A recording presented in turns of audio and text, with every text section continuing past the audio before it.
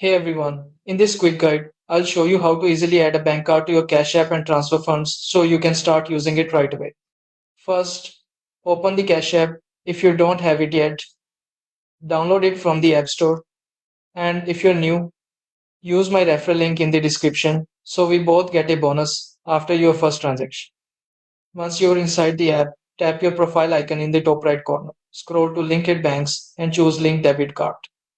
Enter your card number, expiration date, security code, and zip code. Then tap Link Card.